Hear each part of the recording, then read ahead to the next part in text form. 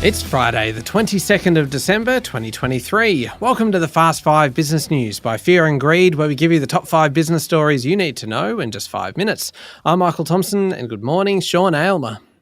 Good morning, Michael. Sean, 5 stories in 5 minutes. Let's get going. Story number 1, a bit of good news here, Sean. The Commonwealth Bank is forecasting 3 interest rate cuts next year and another 3 in 2025 in news that is sure to please mortgage holders. Yes, after 13 rate rises in a little over 18 months, the growing view among economists is that there won't be any more rate rises. And in fact, people like ANZ, AMP and now Commonwealth Bank reckon there'll be some cuts next year. Commonwealth's chief economist Stephen Halmarick reckons there'll be 75 basis points next year, 75 basis points the following year.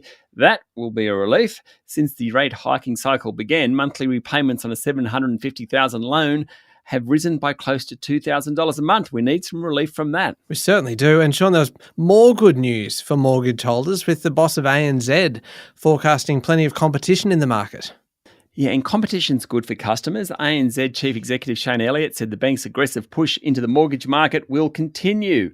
He's told the group's AGM yesterday that there'll be cashbacks and competitive offers via mortgage broker channels.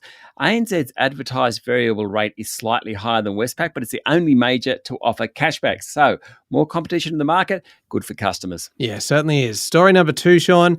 If you are flying over the Christmas period and you happen to be on Virgin Australia, you might want to give yourself plenty of extra time because almost half of all Virgin Australia flights were delayed or cancelled in the last month.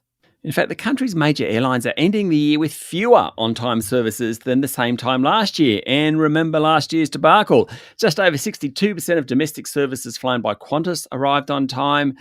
At Virgin, it was 54.2%.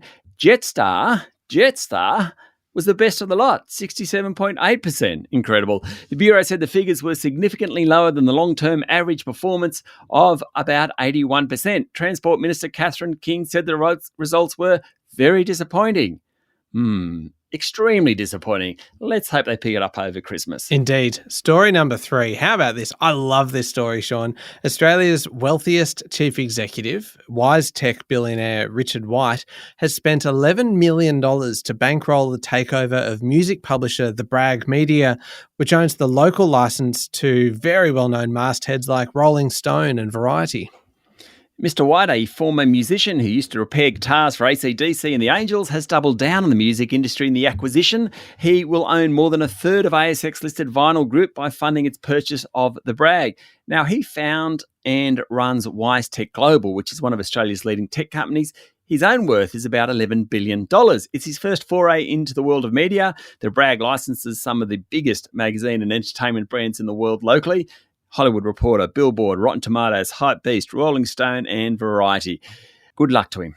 Yeah, indeed. Story number 4, the proportion of smokers in Australia has halved over the last 20 years from more than 22% to just 10.6%. Excellent news as far as I'm concerned. Almost 3 in 5 adults now have never smoked, according to the Bureau of Statistics. 1 in 7 adults have used e-cigarettes and vaping devices at least once in their life. This all comes from the release of data from the National Health Survey 2022. Plenty of interesting insights. 8 in 10 Australians had at least one long-term health condition. Half had at least one selected chronic condition.